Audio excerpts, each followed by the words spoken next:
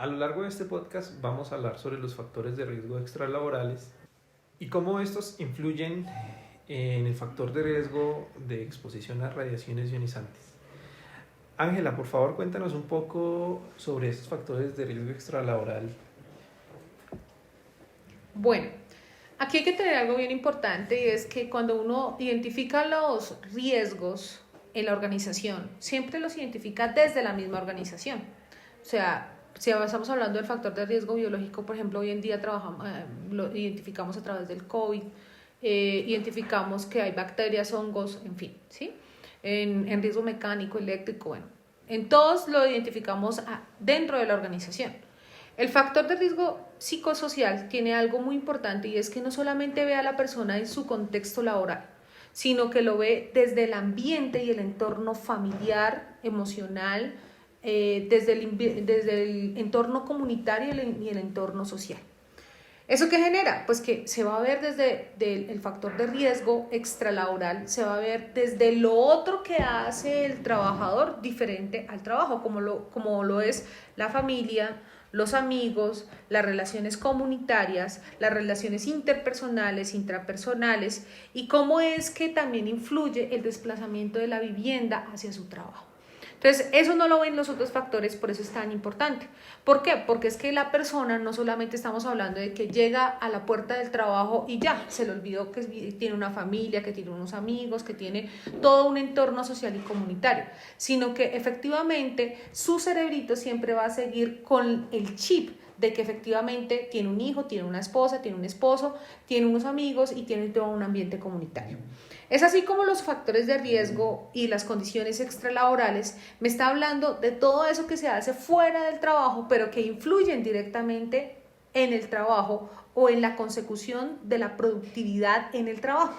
Por ejemplo, si tenemos a la hija, al hijo enfermo en casa, pues la persona o el trabajador no va a poder identificar o no va a poder realizar un buen trabajo en su organización. ¿Por qué? Porque está pensando, es que efectivamente mi hijo está enfermo, tengo que llevarlo al hospital, tengo que llevarlo a la clínica y efectivamente de alguna u otra manera me va a generar un conflicto emocional en el trabajo. Ustedes dirán, pero es que bueno, he escuchado muchas de las veces que una cosa es el trabajo y otra cosa es la casa. Pues no lo vamos a ver desde ese punto de vista porque nosotros somos seres humanos y tenemos una psicología, tenemos una emoción, tenemos un comportamiento y unos sentimientos acordes a todas las personas que rodean mi persona, que en este caso viene siendo la familia, los amigos. Cuéntanos un poco ahora cómo estos factores aumentan la exposición a las radiaciones ionizantes.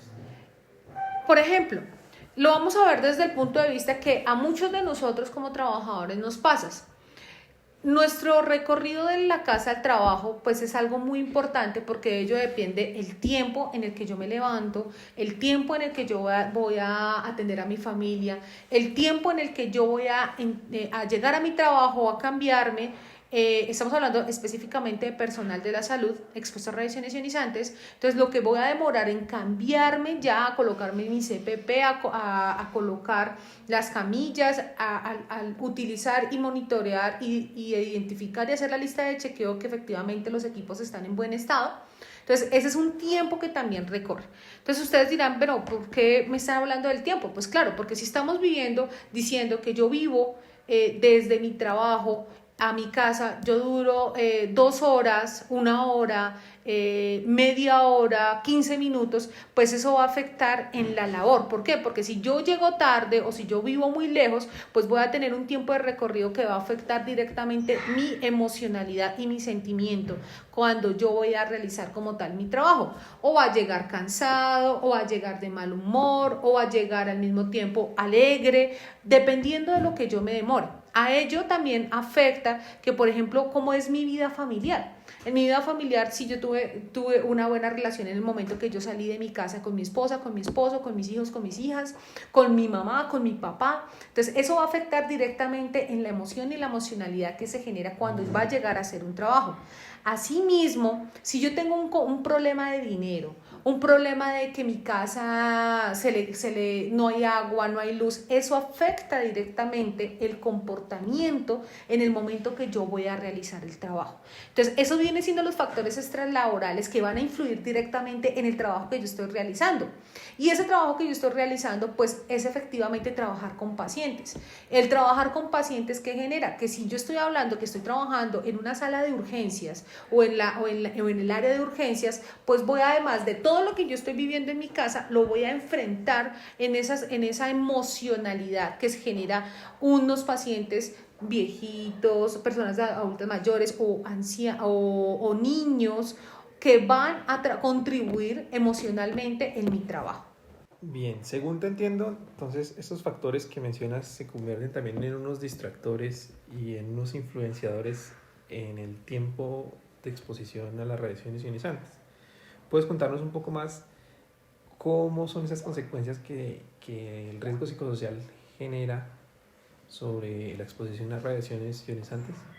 Bueno, el cómo es que efectivamente va a influir los factores de riesgo extralaboral en el trabajo del personal de salud expuesto a radiaciones ionizantes. Ahora bien, ¿cuáles son esas consecuencias? Esas consecuencias que si, por ejemplo, la persona está distraída porque emocionalmente está pensando en qué sucedió en la casa, pues de pronto puede ser que se le olvide los EPP y simplemente cuando vaya a entrar a hacer una radiación, cuando vaya a hacer un examen, pues simplemente lo irradie al trabajador y genera una descarga directa en el cuerpo.